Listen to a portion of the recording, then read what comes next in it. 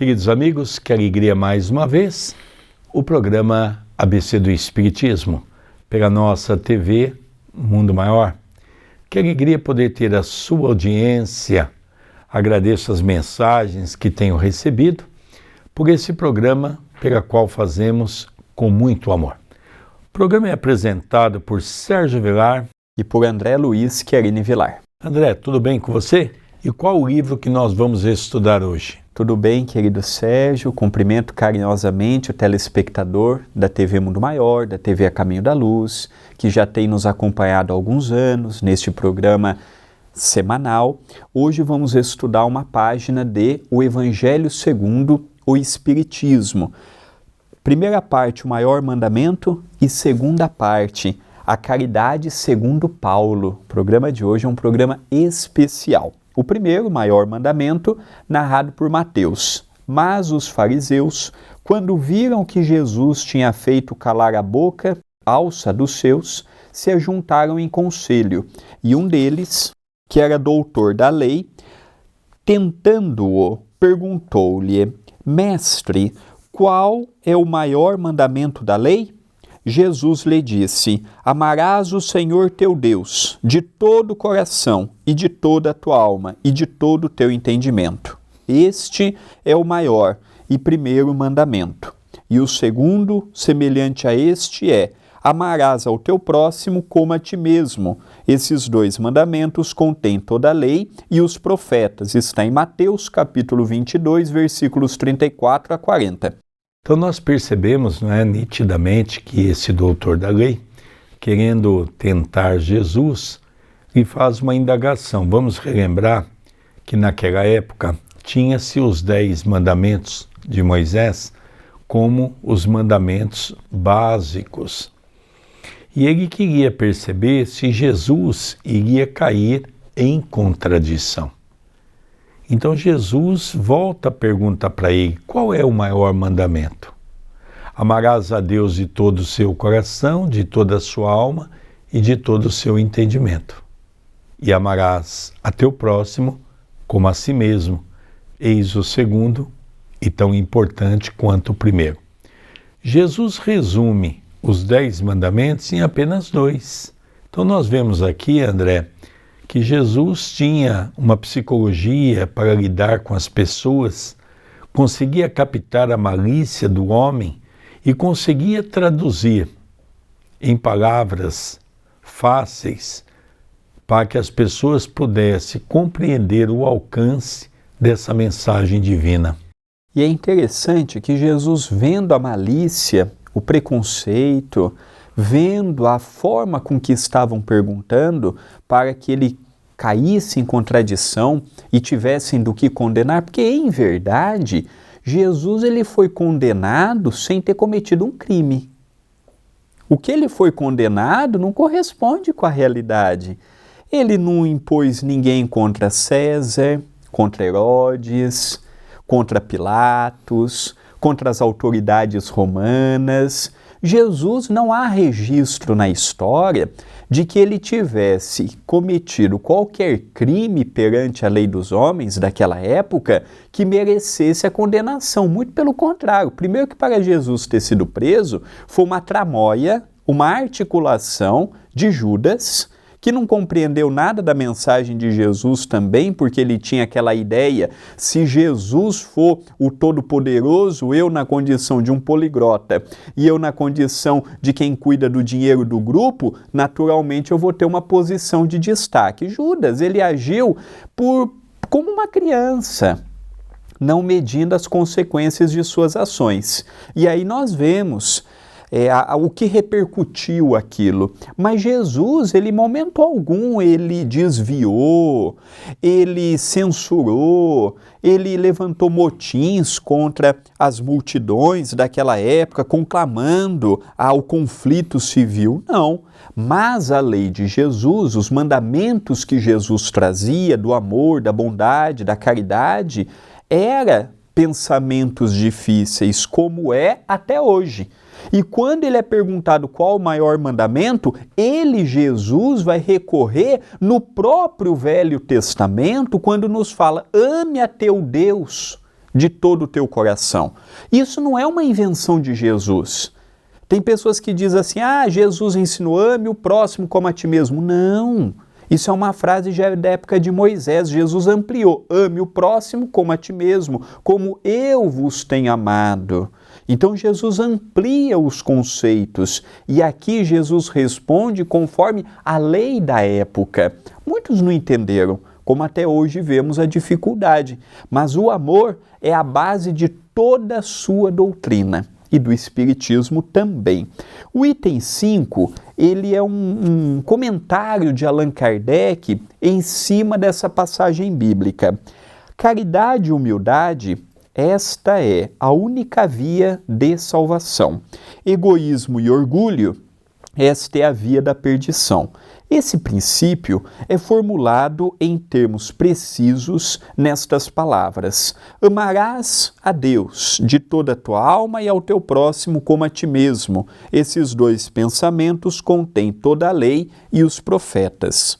E para que não houvesse equívoco na interpretação do amor de Deus e do próximo, temos ainda, e o segundo semelhante a este é, significando que não se pode verdadeiramente amar a Deus sem amar ao próximo, nem amar ao próximo sem amar a Deus, porque tudo quanto se faz contra o próximo é contra Deus que se faz.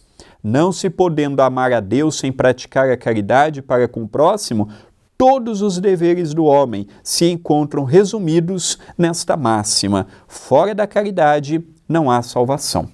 É interessante que quando nós estivermos no mundo mais avançado, nós teremos os 10 mandamentos como a constituição de um país. Porque se nós aprendermos a amar a Deus e aprendermos a amar ao próximo, praticamente se resume todo um conceito de viver em harmonia. É por isso que Jesus disse, eu não vim trazer a paz, mas a espada. Jesus sabia que a nossa condição espiritual era muito mais de guerreiros do que mesmo de pessoas que pudessem compreender o sentido maior da palavra amor. Diga de passagem, nós vemos uma mensagem linda no Evangelho segundo o Espiritismo que diz que quando Jesus passou pela terra, fez estremecê-la, porque pronunciou pela primeira vez a primeira palavra do alfabeto divino, que é a palavra amor. Então nós percebemos que Jesus deu o início de uma nova era. E continua a mensagem, e o Espiritismo vem trazer para todos nós a segunda palavra do alfabeto divino, que é a palavra reencarnação. E aí nós vamos entender que nós somos seres espirituais e que o corpo físico é apenas uma ferramenta para alcançarmos a nossa evolução. Um dos pontos que diferencia a mensagem espírita das outras religiões é que nós não fazemos proselitismo. Allan Kardec ele não colocou assim, fora do espiritismo, você não vai encontrar salvação. Não, a salvação está dentro ou fora de uma religião. Eu não preciso ser espírita para encontrar a salvação. Allan Kardec ele traz um ensino universalista. Ele diz que fora do amor e da caridade não há salvação. Quando eu falo de amor e de caridade, eu estou envolvendo o cristão, o muçulmano, o árabe. Eu estou envolvendo todos os povos. Eu não estou minimizando para um grupo. Hoje, quanto que nós somos no mundo? 0,000 para dar uma porcentagem. Se só os espíritas forem salvos, se só os católicos forem salvos, se só os protestantes forem salvos, como vemos na retórica cristã, e o resto da humanidade? Os 2 maiores países do mundo, China e Índia em população, não são cristãos. Uma fração muito pequena conhece o Cristo. Então todos eles estão perdidos? Evidentemente que não. O caminho é o amor e a caridade. É verdade que o Espiritismo nos traz conceitos que podem modificar radicalmente o conceito de uma vida. Mediunidade, reencarnação, comunicabilidade com aqueles que já partiram. Mas a base da transformação é o amor e a caridade. Não aquele amor frio e não aquela caridade premeditada, mas quando tem a base na simplicidade e no entendimento que quando eu faço qualquer coisa para o próximo, estou fazendo para mim. É interessante como é que o Espiritismo nos dá uma visão tão ampla sobre a questão da vida. Realmente, o Espiritismo nos faz ampliar a nossa visão perante tudo aquilo que o mundo nos oferece. Porque hoje consigo entender que aquilo que parece ser uma injustiça nada mais é do que um resgate natural daquilo que a pessoa mesmo fez no passado. Assim nós conseguimos entender de maneira clara, de maneira objetiva, o propósito que o Espiritismo nos traz dessa reforma íntima e dessa transformação de nosso coração. Já caminhando para o encerramento, eu convido a todos que nos acompanham a interagir comigo e com o meu Pai. Pelo WhatsApp 19 997 782794 e se desejar assistir os programas anteriores, você encontrará todos eles disponíveis no YouTube da TV A Caminho da Luz, youtube.com/TV A Caminho da Luz. E lá estamos com uma campanha, chegarmos a 60 mil inscritos. Se você ainda não conhece aquele projeto que eu e ele, junto com outros corações, junto da espiritualidade amiga, alimentamos com muito amor, venha fazer parte da TV A Caminho da Luz também. E no próximo bloco, nós vamos ver um pouquinho a caridade segundo Paulo. É uma das epístolas mais bonitas de Paulo e aqui nós vamos estudar um pouquinho no próximo bloco. Então não saia daí não. Queridos amigos, nós vamos para um rápido intervalo com o programa ABC do Espiritismo pela nossa TV Mundo Maior. Já retornaremos. Queridos amigos, já retornamos com o programa ABC do Espiritismo pela nossa TV Mundo Maior. Que alegria ter você na nossa companhia, na nossa audiência. Como é bom estudar essa doutrina abençoada. Hoje estamos estudando uma página do Evangelho segundo o Espiritismo. O que nós estaremos estudando, André, nesse segundo bloco? Ainda o capítulo 15, fora da caridade não há salvação, e tem 6º, a caridade segundo Paulo. Se eu falar a língua dos homens e dos anjos, e não tiver caridade, sou como metal que soa, ou como um sino que tine. E se eu tiver o dom de profecia, e conhecer todos os mistérios, e quanto se pode saber, e se tiver toda a fé, até ao ponto de transportar montes, e não tiver caridade, não sou nada. E se eu distribuir todos os meus bens em sustento dos pobres, e se entregar o meu corpo para ser queimado, se todavia não tiver caridade, nada disto me aproveita. A caridade é paciente, é benigna, a caridade não é invejosa, não obra temerária nem precipitadamente, não se ensoberbece, não é ambiciosa, não busca os seus próprios interesses, não se irrita, não suspeita mal, não folga com a injustiça, mas folga com a verdade. Tudo tolera, tudo crê, tudo espera, tudo sofre. A caridade nunca jamais há de acabar, ou deixem de ter lugar as profecias, ou cessem as línguas, ou seja abolida a ciência. Agora, pois, permanecem a fé, a esperança e a caridade. Estas 3 virtudes, porém a maior delas é a caridade. Paulo aos Coríntios, capítulo 13, versículos de 1 a 7 e 13. De todas as epístolas paulinas, nós encontramos nesta uma das mais puras. Todas são muito bonitas. O Evangelho de Paulo, as cartas de Paulo, tem conteúdo ali para estudarmos reencarnações a fio. Mas aqui nós vemos, para mim, o melhor resumo da caridade. Passados 2000 anos deste texto, eu não encontrei, nem mesmo dentro do Espiritismo, uma mensagem que pudesse resumir tão bem a caridade como que Paulo, quando escreveu aos Coríntios. Eu vejo aqui a sublimação da caridade, uma caridade leve, uma caridade sublimada, uma caridade quintessenciada, uma caridade que nada exige, tudo tolera, nada pede, tudo doa, nada cobra, tudo renuncia. Eu vejo que esta é a caridade que fez com que Chico Xavier seguisse por esse caminho. Vicente de Paulo, Madre Teresa de Calcutá, Gandhi, mesmo não sendo cristão, Francisco de Assis e tantos homens e mulheres que passaram pela terra e conseguiram ver na caridade uma meta existencial.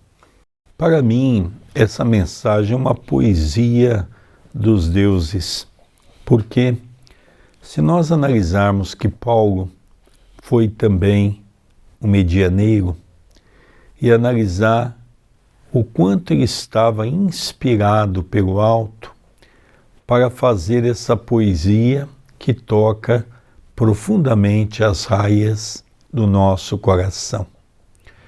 Paulo consegue pegar todas as palavras mais iluminadas que Jesus disse e ele traduziu todas essas palavras mostrando que se nós fizéssemos tudo aquilo e não tivéssemos caridade, nós nada seríamos. E ele termina essa mensagem de uma maneira tão bela que ele diz sobre a fé, esperança e caridade. E das três, a mais importante é a caridade. É por isso que o Evangelho segundo o Espiritismo, no seu capítulo 15º, que nós estamos estudando, fora da caridade não há salvação, é um dos capítulos mais tocantes no coração daquele que é um aprendiz do Evangelho. Não se conquista a evolução espiritual se não sairmos a campo nos trabalhos assistenciais que nós somos convidados para podermos ajudar o próximo. Relembrando que ajudar ao próximo, na verdade, significa ajudar a nós mesmos. Toda vez que eu faço um bem para alguém, o maior beneficiário sou eu mesmo. Veja o alcance da beleza dessa mensagem. Então nós estamos começando a perceber que realmente é muito importante nós começarmos a analisar esse ponto tão importante nessa carta que Paulo, sem sombra de dúvida, agindo como um verdadeiro medianeiro do alto, traz para nós em forma de poesia para que nós possamos ver a caridade sob um novo prisma, né, André Luiz? Há uma revelação espiritual de Chico Xavier interessante envolvendo Paulo. Chico tinha uma amiga no Rio, Susana Mozinho, que realizava na sua casa um evangelho no lar aos domingos. E amigos, familiares, vizinhos, 30, 40, 50 pessoas na casa dela participar do evangelho no lar. E um dia o Chico perguntou para ela, Susana, isso está em entrevista na voz dela, você viu o Paulo? Aí ela pensou, não, Chico, as pessoas que vão lá no centro, lá em casa, participar do evangelho, não tem nenhum Paulo. Tem André, tem João, tem Zé, tem Manuel, mas não estou me recordando aqui de nenhum Paulo. Não, Susana, eu estou falando de Paulo de Tarso.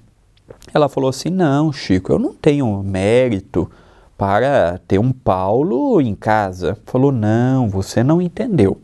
Um dos trabalhos de Paulo, com aquele vigor que ele tem, é iluminar o coração de grandes mentes que estão no mundo espiritual, dotadas de grande intelectualidade, mas que ainda não compreenderam Jesus. E ele, pela sua retórica, pelo seu coração à frente, pelo trabalho que ele tem, ele vai envolvendo estes corações e de quando em quando ele traz estes grupos para participar do Evangelho, ouvir sobre Jesus, sentir o magnetismo do Cristo. Então esse ponto me chamou a atenção. E um outro ponto que me chamou a atenção também envolvendo Paulo, na Segunda Guerra Mundial, por aproximadamente 2 anos, Emmanuel teve que se ausentar da vida de Chico Xavier. Este é um dado muito pouco explorado pelos biógrafos do nosso querido Chico. Paulo fez um pedido direto a Emmanuel para que eles pudessem socorrer naquele estopim da Segunda Grande Guerra Mundial, ajudar determinados espíritos em determinadas missões que ainda não temos condições para compreender. E aí foi colocado um outro espírito para estar este período dirigindo a mensagem do Chico. Então nós vemos aí o trabalho de Paulo, de Emmanuel, e recomendo, quem não leu o livro Paulo Estevão, leia, porque vale a pena. É um livro extraordinário pelas mãos de Chico Xavier, ditado por Emmanuel. Todos nós que somos amantes da leitura, em especial do cristianismo redivivo, somos unânimes em afirmar que não houve um discípulo com tanta força de espírito, de transformação, como foi Paulo de Tarso. E o que me chama a atenção é que Paulo não conheceu Jesus quando ele estava no corpo físico. Paulo era criança. Vamos relembrar que os discípulos, que eram discípulos que, na verdade, acompanharam Jesus, nenhum deles teve um trabalho com tanta galiardia como teve Paulo. Paulo abandonou todos os seus afazeres, abandonou a sua casa para seguir Jesus, de maneira despretensiosa. E o mais interessante notarmos era que Paulo, quando ele se encontrava na casa do caminho, ele tinha sérios problemas, porque ele tinha uma visão de Jesus muito mais apurada do que os próprios discípulos, como Pedro, Mateus. Então nós percebemos nitidamente que Paulo é aquele que foi escolhido, como dizia Emmanuel, Paulo foi o vaso escolhido por Jesus para a implantação do cristianismo redivivo. Então nós vemos a importância de Paulo. Uma vez eu escutei uma palestra que eu concordo plenamente, porque muitas pessoas dizem assim, Paulo se transformou com o convite de Jesus à porta de Damasco. E não é verdade. Paulo era fiel às leis que havia aprendido desde a época do seu avô, dos seus pais. O que acontece é que Paulo ouviu a voz daquele amigo que veio lhe convidar, lhe despertar para novamente seguir o caminho. Então nós vemos aqui a importância de Paulo. Quando falamos de Paulo, falamos de Abigail, de Estevão, Timóteo, Silas, Prisca, aqueles personagens que quando lemos o Paulo e Estevão ficamos apaixonados. E um dos maiores seguidores de Paulo, que é um dos que escreveram, dos 4 evangelistas, 2 evangelistas seguiram Paulo de perto, que foi exatamente Marcos e Lucas, o considerado o médico lucano. Também tínhamos Barnabé. Olha, se fôssemos aqui falar de Paulo e Estevão, do cristianismo daquela época, precisaríamos de um seminário e ainda faltaria tempo. André, algum recado para o nosso telespectador?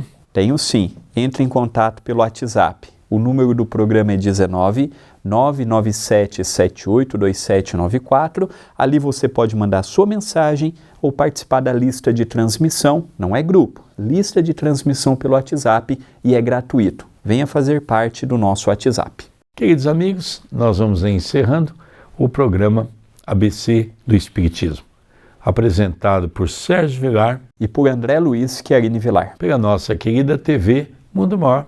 Um beijo no seu coração e até o próximo programa. Até o próximo programa.